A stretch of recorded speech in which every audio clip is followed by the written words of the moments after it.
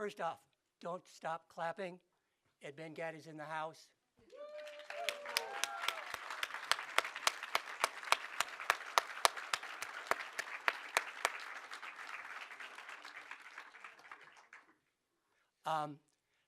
And is John in the audience still? I believe Type 1987 was a group conference with the TDC and a Type I? No? Okay, and then we'll keep going on. I want to thank Eric for helping clear up a mystery that plagued ITC for years. We never knew what happened to that $1.09. You never cashed the damn check, man. I know. Fucked up our books for years. Okay. It's a delight to be here. I'm thrilled that Carol asked me to be part of this. I'm more thrilled that she asked me to speak about the man I'm going to talk about this morning. That would be Aaron Burns. Aaron Burns was part of my life for 18 years. For 10 of those years, I followed and admired his work. For 8 of them, I worked for him.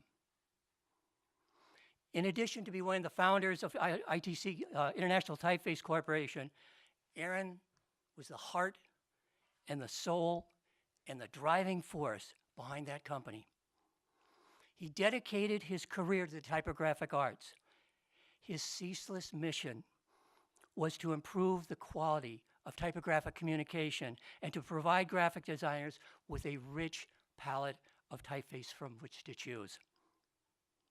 ITC's success was due in a large part to Aaron's uncompromising dedication to excellence, his unerring sense of ethic, and his commitment to provide meaningful educational resource to the graphic design community.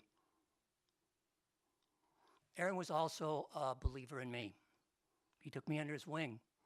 He taught me things I will never forget. He showed me things I will always remember. Aaron taught me how to recognize excellence in typeface design. He showed me how great typography is created. He ignited the flame of passion for the typographic arts that still burns to today. He instilled a value of sharing knowledge that makes typography both one of our most important communication tools and an enduring art form. Are we going the right way? Good. Aaron was a phenom from the get-go. He did so many things so well with grace and aplomb. Over the last few years, I was able to find out more and more about Aaron Burns.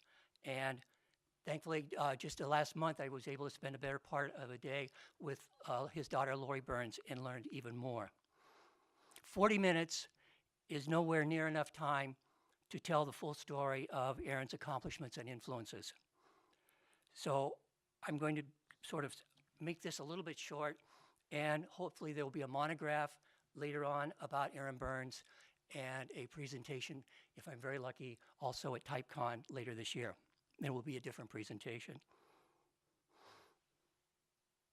One of Aaron's first jobs was working as an apprentice in a design studio. His job was taking layouts and typewritten copy from the studio to the printer where the jobs were set. Now, okay, I know that an alarming number of people in this audience will understand what that was all about, but probably some of you don't. This is in a time when the time I'm talking to you about now was when graphic designers did a layout, pencil sketches, like Eric was telling you. And then the copy, the type, was typed on a typewriter. And then you took that typewritten copy to a printer or a typesetting house, and they set the type for you, and they sent it back to you, and then you pasted it into your layout. You didn't do it all on your desktop, okay? Anyway, Aaron did this. He observed photo engraving. He observed typesetting. He learned the back end of the typographic business. He is the first graphic designer to do that. Tell you a little bit more. Here we go. Okay. You may not know a lot about Aaron. Many people think he was a businessman, and indeed he was a businessman. He started a number of businesses, a number of organizations. He founded ITC as a businessman. A lot of people think of Aaron as a marketeer. God knows he marketed a living bejesus out of ITC and ITC typefaces. But Aaron was so much more than this. Aaron was a graphic designer. His first career was as a graphic designer. He was a typographer. He brought typography to an art form after World War II.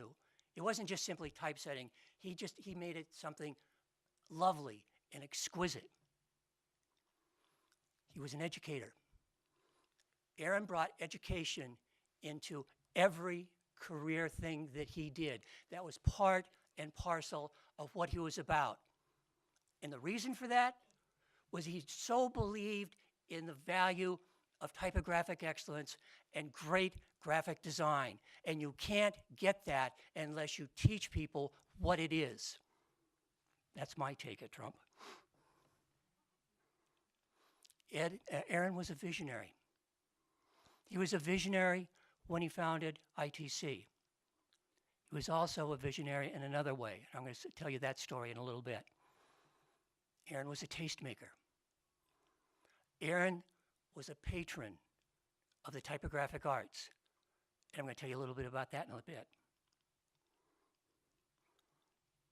So I said, he was the first graphic designer to come to the profession through typography. Do you know that Aaron built the first worldwide organization dedicated to the typographic arts? In 1960, he founded the International Center for the Typographic Arts, ICTA. It was the first significant organization dedicated to typographic education. Eventually, it had more than 1,000 members from 33 countries. What ICTA did was that it collected examples of great typography from around the world and curated it and then put it into packages that could be taken out as seminars and lecture series to educational institutions and graphic design organizations. In 1964, look at this, things are happening. Aaron started really doing things in 1960. I'm going to be telling you a number of things he did in 10 years. In 10 years, before he even started ITC. In 1964, under the auspices of ICTA, Aaron organized Typomundus. It was a worldwide exhibition of the most significant typography of the 20th century. More than 12,000 pieces were judged by a jury of designers from 10 countries. Aaron Burns spearheaded the ICTA conferences of Vision 65, Vision 67, and Vision 69. And these were no small conferences. These were big deals. And these conferences explored all the aspects of visual design and all the disciplines of art and graphic communication. Aaron did this. In 1964, Aaron spearheaded and managed the first international typeface design competition for Visual Graphics Corporation. He did this again in 1967. This was the first international typeface design competition.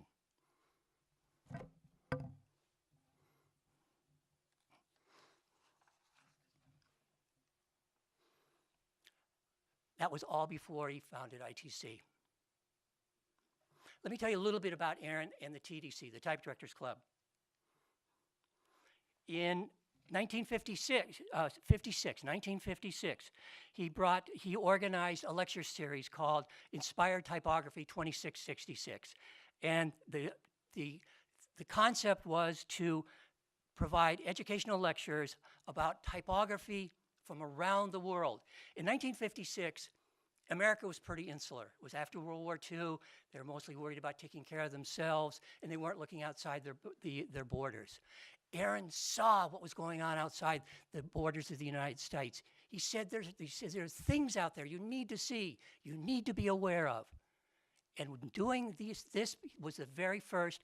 He lit the flame that became the passion of our community, to reach up beyond our borders. We are truly an international community. And he's one of the guys that made that happen. In 1958, Aaron Burns and Will Burton organized the Art and Science of Typography. That was held in Silvermine, Connecticut. It was the first typographic design seminar. Think of that. He did that. We've got TypeCon, we've got Typo Berlin, we've got the Typographic Conference at Cooper. There's type conferences all over the place. Aaron did the first one. And it flamed that fire that he started of international enthusiasm and cultural exchange to the type community that we enjoy and make such an important part of what we are today. 1959, for the TDC, Aaron organized Typography USA, which assembled a panel of 20 of the foremost designers in the United States to review and evaluate the state of contemporary typography in America. This was reprinted and became the 5th annual Typography Awards of Excellence for the TDC. In 1985, the TDC recognized Aaron's great work and awarded him their 11th Medal of Excellence. Aaron is the guy who's fourth from your left. First on your left is Herman Zopf. Furthest on your right is a guy named Ed Ronthaler. We'll come back to him. Okay, I'm gonna tell you 3 stories about Aaron this morning. And except for the first one, they're just one example of the kinds of things this man did.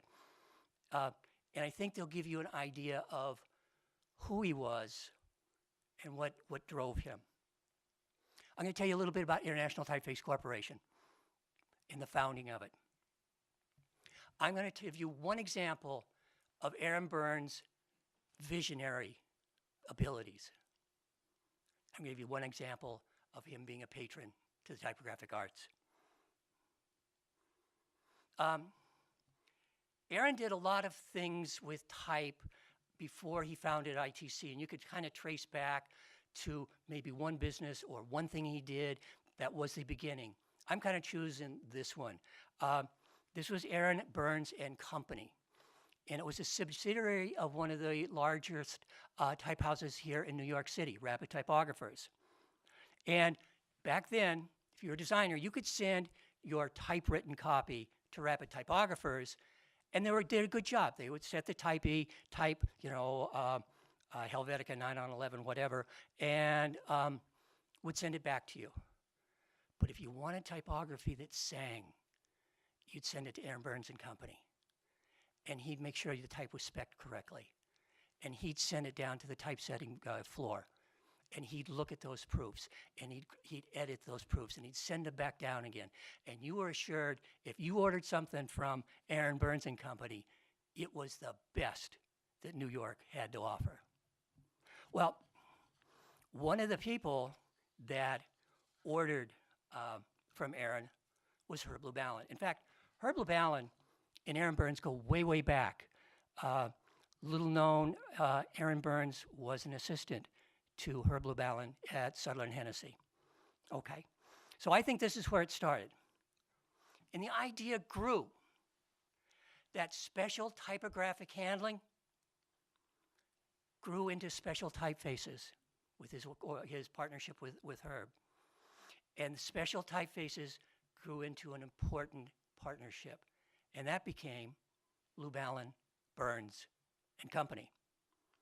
And this is the little announcement letter that was sent out to ad agencies, design studios in New York. And it was on the top of a stack of booklets. It went out in a box about this big by that big by about that high. And there are 5 booklets in there.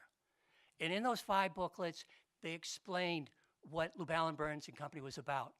They showed the typefaces that Lubell & Burns had to offer. Interesting thing here, that first booklet over on the far left, there are typefaces from Lubell & Smith and Carnesi, where they were developed in-house at Herb's studio. But they don't have an ITC in front of them. Avant-garde Gothic's there. There's no ITC in front of them. This is a typesetting service before ITC, and Erin had to be able, Lubell & Burns and Company had to be able to have a full repertoire of typeface designs. The booklets also showed what Lubell & Burns and Company could do for you as a client if you took advantage of Herb Lubell's expertise. So one day over lunch, Herb and Erin were talking about their company, and they thought, and this is a New York company, they thought, you know, this is a pretty good deal. You know, we're making some money, and we're spreading the good word, and we're really setting some great typography. You know, we should franchise this. We should set up a Lubell & Burns and Company in every major design city in the United States. We'll have one in Chicago. We'll put one in Los Angeles, and San Francisco, and Dallas, and Atlanta. What a terrific idea. Well, they both thought it was a pretty good idea, but Erin went to another friend. He wanted to make sure. His friend was Mike Parker, who was then a director of typographic development for Linotype. And he told Mike about his idea. And he said, you know, Mike, you work for Linotype, and Linotype machines are in all these typesetting houses in all these cities. What we can do is you can pick the best typesetting house that uses Linotype equipment. You can make the fonts for the Linotype machine, and we'll set you guys up as part of this really great business. What do you think? And Mike laughed, and he said, that idea sucks. He said, you know what would happen if I did that? Do you know what would happen if I set exclusive typefaces for a one Linotype shop in the city? Everybody else would hate me. That's a dumb idea, Erin. Erin realized that. But then they started talking. They said, well, you know, what Mike told Erin was, why don't you modify your plan a little bit? Why don't you provide your typefaces to the manufacturers of typesetting equipment, phototypesetting equipment, and they'll sell their fonts to the type houses, and you make some money every time they sell one of your fonts. How's that for an idea? Erin thought that was a terrific idea. But there were some problems. You see, up until now, the typefaces that were developed at Herb Studio were essentially display designs.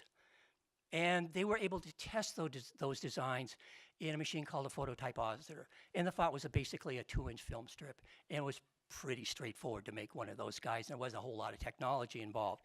But now, they were going to be designing typefaces that not only would be set from very large to very small, but be set on a machine, and they need to be able to edit them. And they didn't have the wherewithal. How do I look at proofs of this while this typeface is being designed? What do we do? And then there were more problems, because there were scores of manufacturers of typesetting machines out there. And then there were more problems, because every one of those damn machines had a different font, a different image carrier. The typefaces were on that went into the machines. They had a problem. They had a lot of problems. But there was a solution.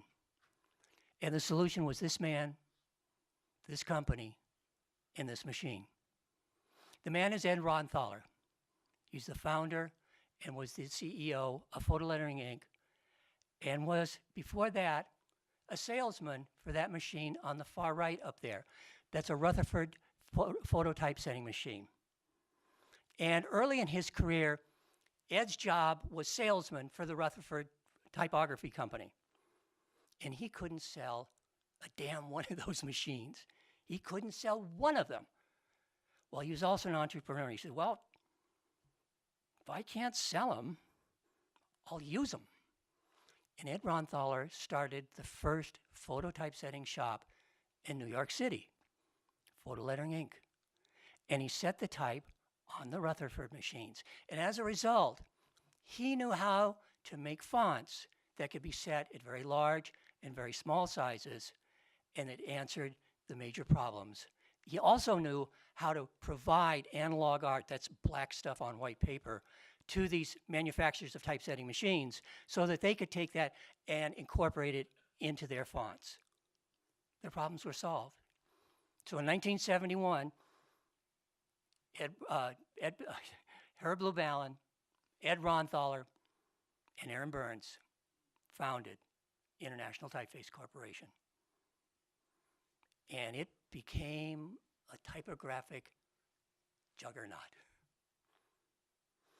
You know, one of the first things ITC did, it created an environment for continued typeface design. See, what was happening in the 1970s, late 1960s, early 1970s was, yeah, to make that first film font for a grid, for a keyboard machine, or even for a typositor, took a little bit of technology. But then after that, all you had to do was duplicate it photographically. And piracy, font piracy, was rampant. And what happened was great type designers, Hermann Zapp being the quintessential, stopped designing typefaces. They said, why the hell should I do that?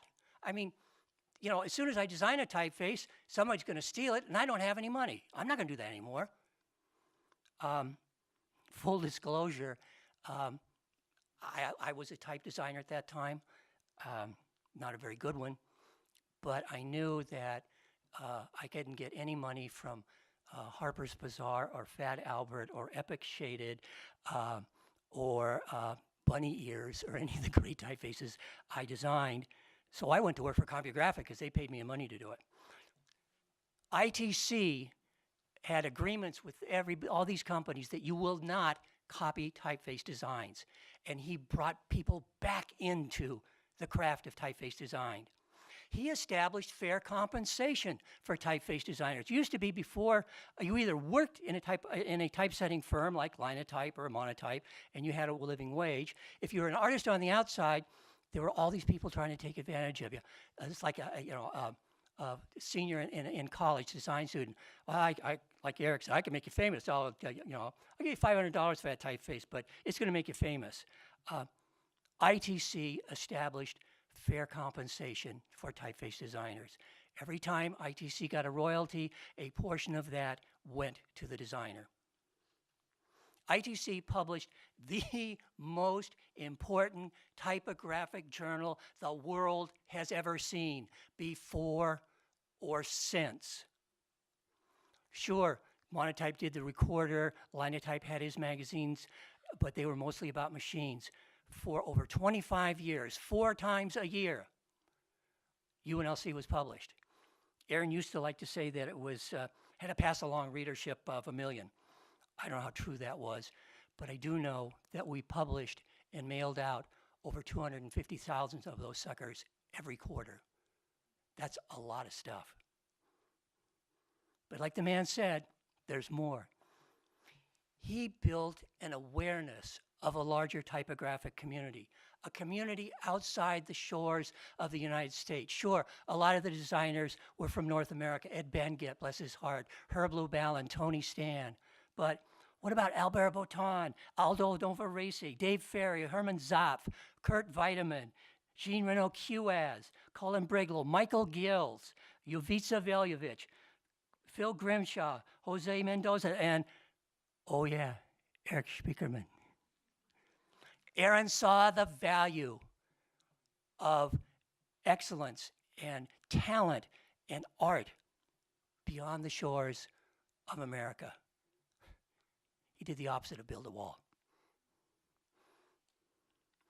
He established, through ITC, typeface and typographic design trends. Now, let's get something straight right away. Early on, yeah, ITC Garamond and the earlier designs, they were sort of the 1970s equivalent, typographic equivalent of bell-bottom pants and tie-dye t-shirts. But ITC went on to design and release ITC Berkeley Old Style, ITC Gaudy Sands, ITC New Baskerville, ITC Bodoni, ITC Charter, ITC Galliard, Legacy Sands, Legacy Officina, Sindor, Franklin Gothic, Stone Family. So it wasn't just big X heights and tight letter spacing. ITC became the most important provider of new typeface designs in the world. Sure, Linotype would sporadically release a new design, as would Berthold, as would the other companies, but it was sporadic. Here we go, come on. Oh, okay, it's supposed to be picture. ITC released one typeface family a quarter, every quarter. They might have missed one or two, every quarter for over 25 years. That's a shitload of typefaces. And then in 1974, Erin came up with the idea of UnLC. And this was kind of, not so much visionary, but huge entrepreneurship on his part. See, ITC had a relationship with the manufacturers of phototypesetting equipment and the folks that made fonts. But Erin was smart enough to know that they weren't his customers. The type houses that bought the fonts of his typefaces, they weren't his customers. Graphic designers were his customers. And he knew he had to reach out to those graphic designers so that they would demand the typefaces from their type shops, and the type shop would buy the fonts from the subscriber of ITC. And UnLC was born. And yeah, it was about the ITC typefaces. And it was only set in ITC typefaces. But UnLC was so much more than that. Erin brought forth his knowledge of the melding of technology and art in the typographic arts. And he educated the design community continually about that in the pages of UnLC. UnLC celebrated the work of calligraphers, lettering artists, typeface designers. It brought a history of our craft to 250,000 readers every quarter. ITC, Erin Burns, UnLC was at the forefront of typographic protection, typeface design protection. Even went to Washington to lobby for typeface design protection.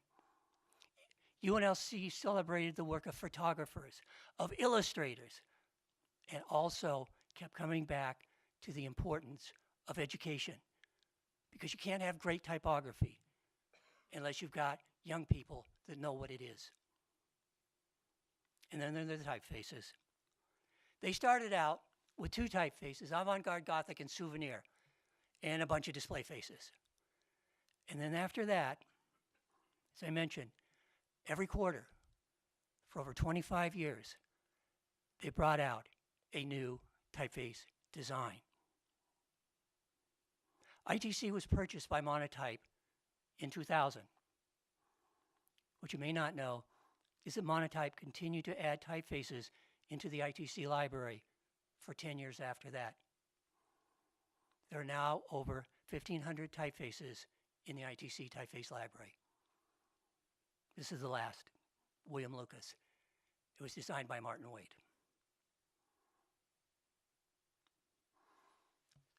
Let me tell you a story about Erin Burns, the visionary. Yeah, UnLC had an ongoing dedication to technology. Erin clearly believed in that. Issue after issue after issue. They sponsored Vision 77, which is a 3-day conference at RIT that explored typographic and visual design and technology's effects on it. Sponsored Vision 80s, which was a 188-page edition of UnLC that basically was a conference in print on technology and typography. Erin was a visionary. He knew that type as much as he loved typesetting houses and the design culture, he knew that type belonged in all environments where there's textual communication, that businesses needed typography type, to do a good job of communicating. He invented the word typographist. For that person in a business that was a typographer. He invented the word typographics writer, words to replace typewriter. And none of those really caught on. But fonts in the office sure as hell did. And he knew it. And he knew it so much that in 1981, he brought a dumb kid from CompuGraphic in to have intensified, focused, to reach out to the high technology companies, to tell them about the power of type, explain to them the financial value of offering type on their machines. The first thing that Erin and I did was create this booklet. And then inside it were all these little folders, proper business kind of folders with little tabs on them so they knew what they were. And they were about the ITC concept and recommended typefaces from ITC. They told a little bit of history about typographic communication, talked about ITC's growing resource of fonts, original designs, revivals, what the idea of a typeface family was. There's even a booklet in there, and it was green, about the financial smarts behind putting typographic fonts into these products. In this time frame, most business communication was set on a typewriter. Most of that was done on strike-on printers with these, what we called a golf ball. And you can flip them off your typewriter and put another one back on. And there's a small group of typefaces that were available, Courier and Prestige Elite and that kind of thing. ITC, because Erin wanted him to, had custom-made ITC Souvenir and ITC Avant-Garde Gothic typewriter balls made, and we carried those out as we were talking to these companies. And you know what happened? 2 years later, IBM, Adobe, Xerox, and Apple all were ITC subscriber companies. And in 1985, in San Francisco, Steve Jobs, the guy in the middle, on the second from the right, John Warnock, Steve Jobs announced the Apple LaserWriter printer. John took advantage of John Warnock's PostScript page description language, and who's not in this picture, Paul Brainerd of Alda Software, PageMaker, who came up with the first page design software. They announced desktop publishing in January. And then you know what they did? They got on an airplane and they flew to New York. And the next day, in the gallery of the ITC Center, Aaron Burns, Steve Jobs, John Warnock, and the gentleman on the far left is Wolfgang Cores, who was then the president of Linotype, re-announced desktop publishing. Aaron saw it coming from the get-go. Aaron was also a huge, huge patron of the typographic arts. He invested his time, his expertise, and resources into helping young designers. This is just one story. 1980, ITC held a typography competition and exhibit called Calligraphy Today. And it was held, the exhibit was in the ITC gallery. And Aaron wanted to show that work to the world. So he published a special issue of UnLC that was dedicated to that particular exhibition. And there are 100 calligraphers listed there.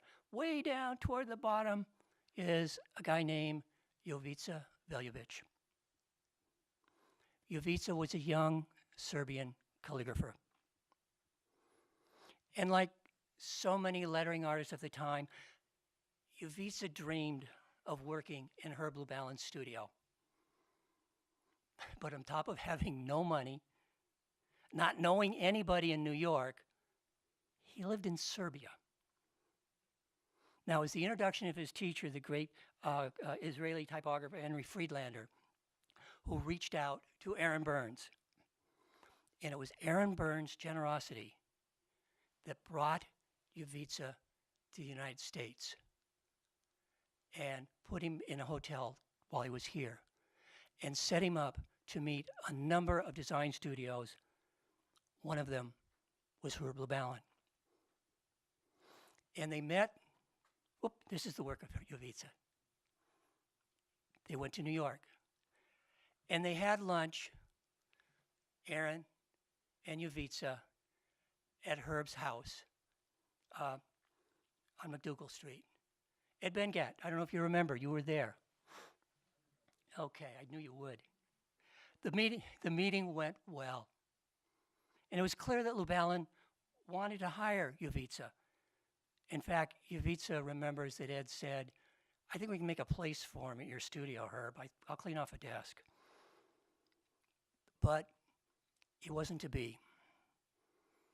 Herb was in the latter stages of cancer, and it was clear to Ivica and clear to Aaron that this wasn't going to happen.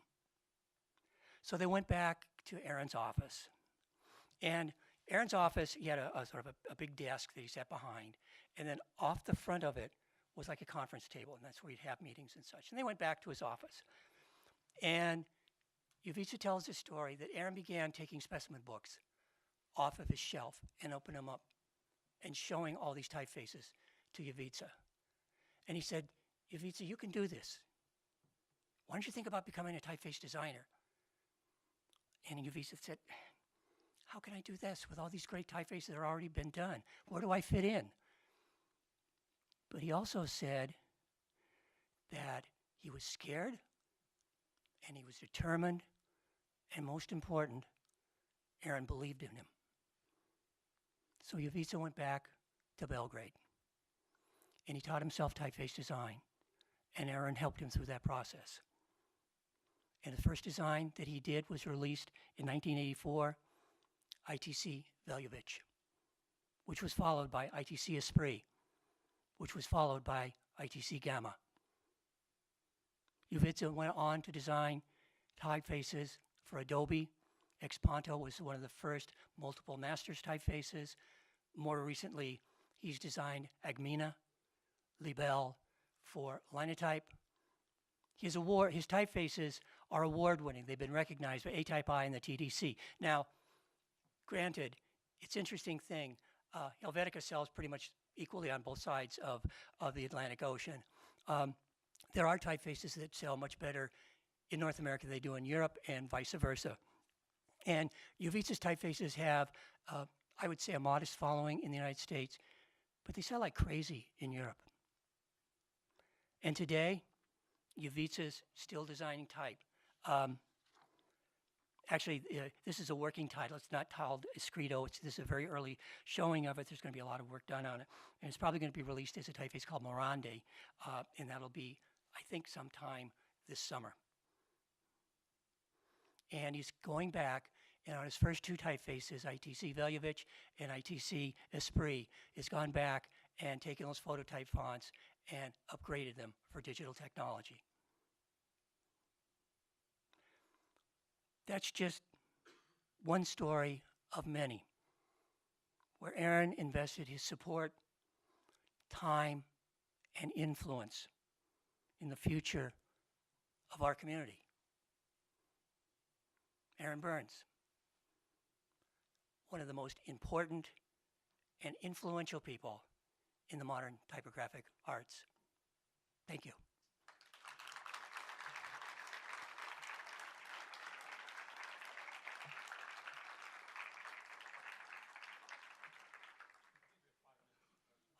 Okay, I don't expect to be mobbed like Louis Feely or Eric Spiekerman, but if I can answer any questions about Erin ITC, photo typesetting, or whatever, I'd be more than happy to do that. If not, we can have an early lunch. Yes? Where was the ITC office in New York? ITC's main office was at 2 Hammarskjöld Plaza. It's where all the protests that eventually went down to the UN started. But it was on the Third floor, Lori? Third floor of Dag Hammarskjöld Plaza. And that's where the gallery was. And eventually it took 2 floors, and then they moved to 42nd Street or something. Any other questions?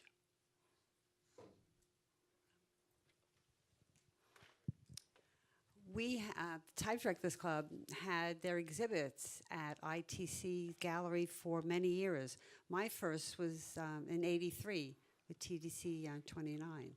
So that's how I got to meet Erin and Lori, and I just wish I was there the day that Steve Jobs was there. But thank you. It was terrific, although a funny thing happened. It was in January, and ITC Gallery was on the 3rd floor, and on the 4th floor, the pipes froze and the toilets overflowed, and we weren't sure if we were going to have a flooded out announcement for desktop typography publishing, but we didn't. And the other thing I want to mention that many of the people in your talk, which was absolutely fantastic, were all medalists. Mike Parker, of course, Ed, Herb, Ed Ronthaler. So thank you so much, Allan. I really, it was wonderful. We'll leave it to the TDC to recognize typographic excellence.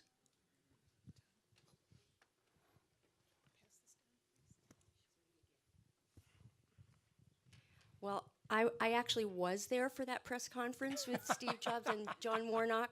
Carol, I'm sorry you weren't there. It was so fantastic. And I was like next to Steve Jobs, as close as, and the thing that I remember the most about that is how incredibly handsome he was. He was so gorgeous at that time, really. But then, you know, of course, I became very friendly with Lori, and yes, it's so great that you paid tribute to Erin today in this way, because he was fantastic. So, yeah, I guess the story needs to have a conclusion. In 1981, Erin had heart surgery, and they transfused him, and he received tainted blood. And in 1991, Erin died of AIDS. He was 69.